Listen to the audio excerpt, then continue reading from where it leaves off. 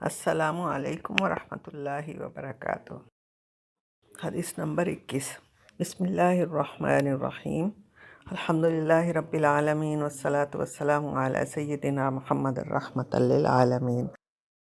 مسند احمد 5291 میں مستند حدیث کے مطابق رسول اللہ صلی اللہ علیہ وسلم نے ارشاد فرمایا، جب عورت 5 وقت کی نماز ادا کرے، رمضان کے روزے رکھے، اپنے خاوند کی اطاعت کرے، اپنی شرمگاہ کی حفاظت کرے تو اسے کہا جائے گا کہ جنت کے جس دروازے سے چاہے داخل ہو جائے۔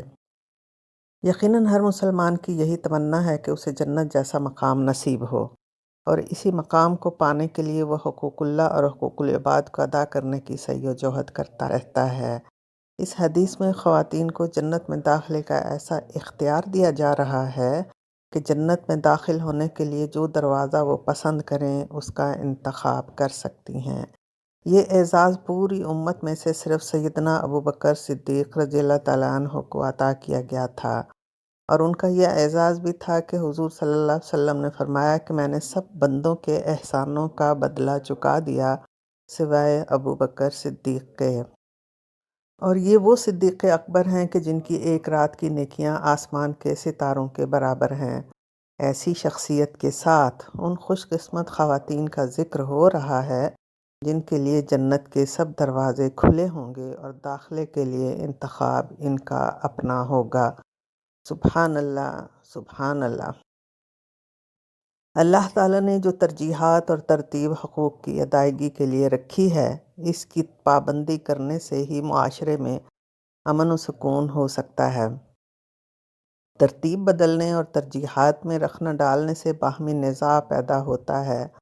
اللہ تعالیٰ نے اپنا حق سب سے مقدم رکھا کہ اس کے ساتھ کوئی شریک نہ بنایا جائے۔ نبی کو مبعوث فرمایا کہ راہبر صرف وہی ہیں۔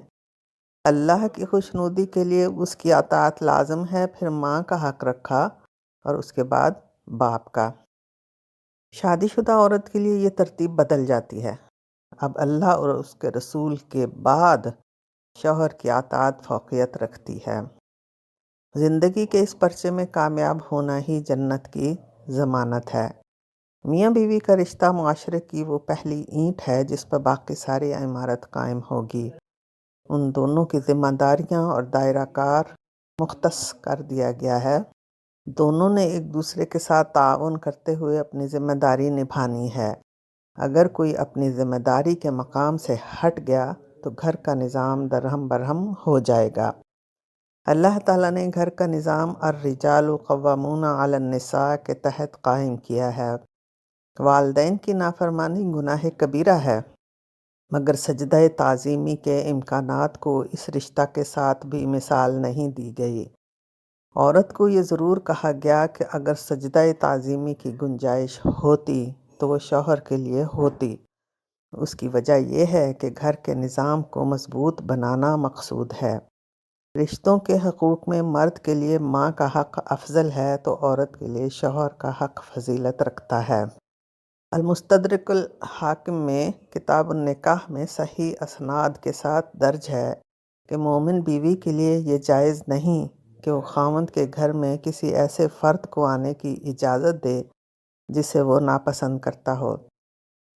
اس میں کسی رشتہ یا کردار کا ذکر نہیں ہے، اور نہ ہی وہ اس کی اجازت کے بغیر یا ناپسندیدگی دیکھ کر گھر سے نکلے۔ یہاں بھی کام مقام کا ذکر نہیں ہے، اور نہ ہی خاوند کے معاملے میں کسی اور کی بات مانے، یعنی گھر کی معاملات میں شوہر کی رائے کو ترجیح دے۔ کسی بھی ادارے کو مستحکم بنیادوں پہ چلانے کے لیے ضروری ہے کہ ایک سربراہ ہو اور باقی کارکن قواعد و ضوابط کی پابندی کریں۔ مزاجوں کے اختلاف اس بات کی اجازت نہیں دیتے کہ حکم عدولی سے ادارے کا نظام بگاڑا جائے۔ اسی طرح الرجال قوامون علی النساء کے قانون کو عورت چیلنج نہیں کر سکتی۔ جس کا جو مقام اللہ تعالیٰ نے مقرر کر دیا ہے، اس میں یہ بندوں کی بنائے ہوئے قوانین کو فوقیت دینا سراسر فساد کا موجب ہے۔ سنن ابن ماجہ کتاب النکاح حدیث نمبر 1804 میں ام سلمہ رضی اللہ تعالیٰ عنہا سے مروی ہے کہ جو عورت اس حال میں فوت ہو کہ اس کا شوہر اس سے راضی تھا تو تو جنت میں داخل ہوگی۔ ہر مومن شوہر اور مومنہ بیوی میں مقابلہ ہے کہ دونوں میں سے کون اپنے رب کے مقرر کردہ قانون کی پابندی کر کے جنت کا مستحق ٹھہرتا ہے۔ اگر بیوی نیک نیتی سے شوہر کی اطاعت کرتی ہے، اللہ سبحانہ و تعالیٰ کے عائد کردہ فرائض انجام دیتی ہے، اپنی عصمت کی حفاظت کرتی ہے، تو اپنے لیے جنت کے سب دروازے کھلے پائے گی۔ دنیا جن قوانین کے تحت عورتوں کو حقوق دلوانے کے دعوے کرتی ہے، وہ شیطان کا پھیلایا ہوا جال ہے۔ اللہ تعالیٰ مرد و عورت کا خالق ہے، کیا وہی نہ جانے گا کہ کس صنف کو کیا کام سونپا جائے؟ بے شک وہ ذات لطیف بھی ہے اور خبیر بھی۔